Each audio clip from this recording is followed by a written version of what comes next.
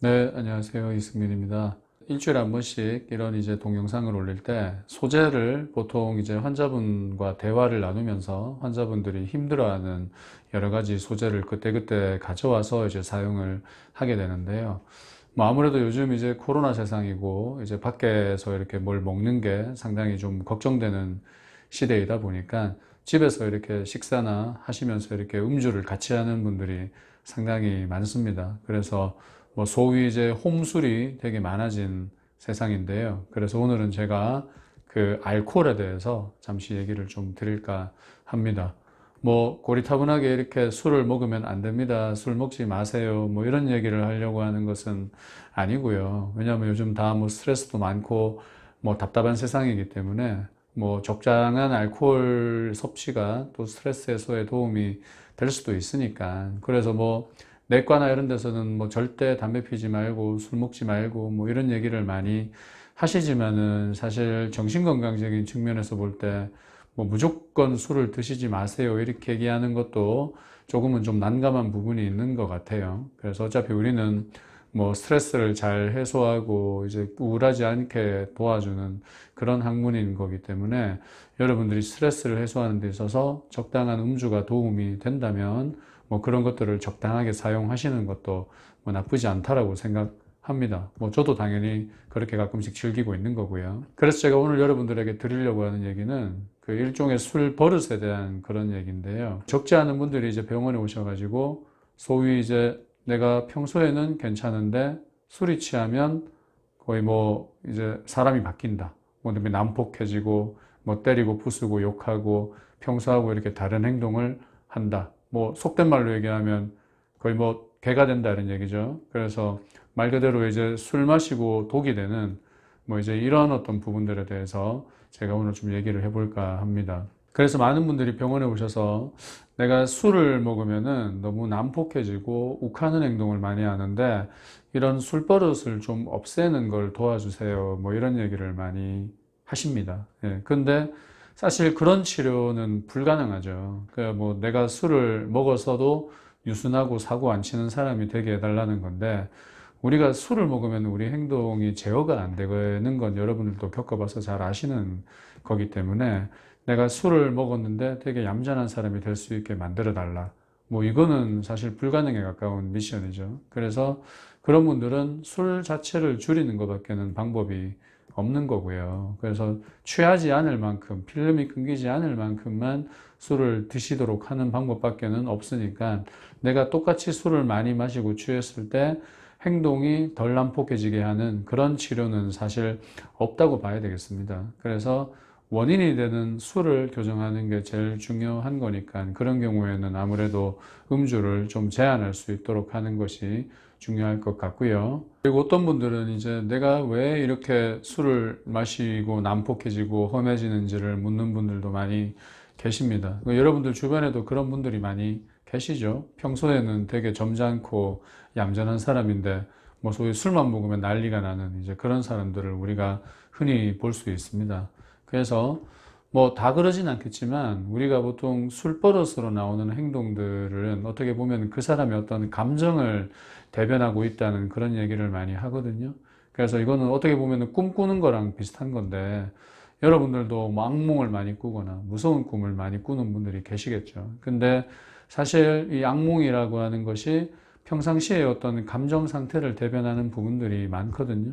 평상시에 좀 우울하고 좀 불안하고 이런 게 높은 분들이 아무래도 악몽을 꿀 가능성이 더 많은 거죠. 그래서 악몽을 꾸면 기분이 우울하고 불안하니까 어떻게 보면은 꿈에 어떤 내용이 불러일으키는 어떤 감정들을 우리가 평상시에도 많이 느끼고 있기 때문에 우리가 그런 꿈을 꾼다 이렇게 볼 수도 있겠죠. 그래서 술도 사실 마찬가지가 되는 거여서 어떤 분이 되게 술 먹고 난폭해진다 이러면 뭐 사실 그분은 평상시에 어떤 분노감이나 화를 많이 누적하고 살고 있을 가능성이 많다는 거죠. 근데 그분이 평소에는 그런 것들을 평소에 아주 억누르면서 산다는 얘기거든요. 그래서 엄청나게 그런 분노의 감정을 억누르기 때문에 우리가 봐서는 전혀 이 사람이 평소에 화가 나 있거나 분노감이 있는 사람처럼 보이지 않는다는 거죠. 근데 여러분들이 술을 드시고 좀 과다할 정도로 술을 마시면 이제 자기 통제가 안 되는 거죠. 술에 취했을 때 가장 대표적인 현상은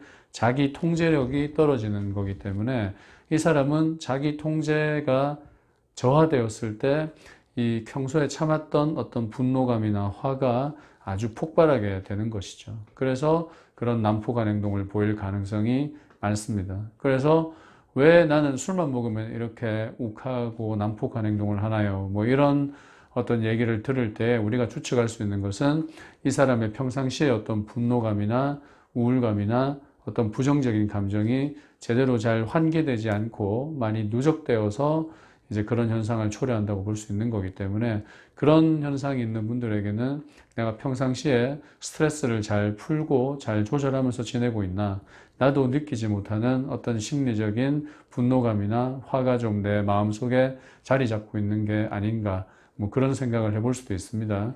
제가 예전에 공황장애는 현대판 화병이다 이런 주제로 말씀을 드린 적이 있었는데요. 많은 최근의 사람들이 이 화를 너무 억누르고 제대로 풀어내지 못하면서 공황장애가 생기는 부분들이 많은데, 이런 난폭한 술버릇 같은 것도 공황장애까지는 아니지만 그런 화 조절에 실패하면서 벌어지는 그런 부분들이 있을 수가 있는 거기 때문에 내가 술 먹고 너무 난폭해지고 욱하고 때로는 그거로 인해서 어떤 불미스러운 일이 생기고 가족이나 친구나 주변 사람들에게 피해를 주고, 뭐 심한 분들은 뭐 경찰서에 가거나 어떤 법적인 문제가 벌어지기도 하잖아요. 그래서 그런 분들은 내가 평상시에 어떤 그런 분노감이나 화를 얼마나 많이 억누르고 절제하고 있는지 그런 부분에 대해서 좀 살펴보셔야 될 것 같습니다. 그래서 내가 술만 먹으면 화가 나고 욱한다는 문제로 병원에 오시는 분한테 술을 먹고 난 다음에도 얌전한 사람이 될 수 있는 그런 치료라는 것은 애초에 존재하지 않는 것이고요. 술을 드시지 않거나 최대한 적게 먹거나 하는 방법이 하나가 있겠고, 또 하나로는 아까 말씀드린 것처럼 당신은 평상시에 분노감이나 화나 우울감이 되게 높기 때문에 그런 가능성이 벌어질 이유가 많이 있다. 그래서 평상시 감정이 당신이 생각하는 것보다 더 우울하고 불안하고 화가 쌓여 있을 가능성이 많으니 그런 평상시의 감정에 대해서 좀 더 노력하고 치료하자. 뭐 그런 말씀을 드릴 수가 있겠습니다. 그리고 이제 알코올依존의 치료에 대해서 뭐 이제 물어보시는 분들이 많은데, 사실 알코올이라는 게 치료가 참 어렵습니다. 뭐 알코올依존을 호전시키는 어떤 투약이나 이런 것들이 뭐 크게 있는 것도 아니고 하기 때문에 우리는 보통 이제 알코올依존을 일으키는 것이 그 사람의 어떤 우울과 불안 때문이다라고 생각하기 때문에 그런 우울과 불안에 대해서 치료를 보통 많이 하게 되는 거고요. 여러분들이 하나 이제 명심하셔야 될 것은 내가 언제든지 술을 조절하고 컨트롤할 수 있는 사람이다 이렇게 생각하시는 분은 거의 평생 술을 끊기가 어렵습니다.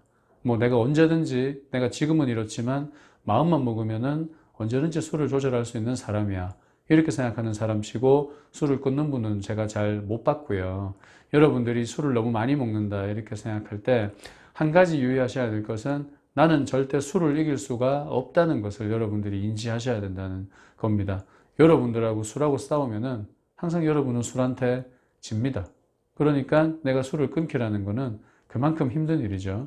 그래서 여러분들이 의지로 술을 끊는다 이런 것보다는 술을 겁내하고 내가 술에 이길 수 없다는 것을 인지함으로써 내가 술로서 가급적이면 술자리로부터 도망가는 것이 제일 중요한 것이겠죠. 내가 호랑이나 맹수가 겁나면은 그 맹수를 피하고 도망치는 게 당연한 거잖아요. 그래서 알코올도 어떻게 보면 그런 맹수와 같은 지위를 가지고 있다는 겁니다. 우리가 맹수와 싸워서 이길 수가 없듯이 우리는 술과 싸워서도 이길 수가 없는 거기 때문에 우리가 알코올로부터 자유로워지는 것은 최대한 알코올로부터 도망치는 것으로만 가능할 수 있다는 겁니다. 그래서 여러분들이 술자리를 많이 피하거나 아니면 술자리로부터 도망치거나 어떤 핑계를 대서라도 술을 멀리하고 그런 시간들을 안 가지려고 피하는 것이 어떻게 보면 가장 현명한 방법이 될 수 있겠고, 내가 항상 술로부터 진다, 나는 술을 이길 수 없다고 생각해야 그 맹수로부터 도망치는 마음이 만들어지는 것이기 때문에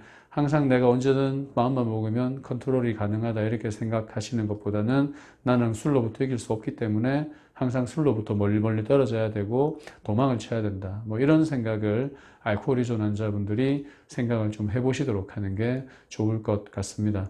물론 요즘 같은 세상에서 적절한 술의 섭취는 뭐 스트레스를 해소하고 삶의 활력을 주는데 필요할 거라고 우리는 생각을 합니다. 하지만 너무 과도한 음주로 인해서 여러 가지 문제가 생기는 것을 원하진 않기 때문에 과도한 음주로 고민하시고 어떤 술버릇으로 고민하는 분들은 오늘의 얘기가 많은 참조가 되었으면 하는 바람입니다.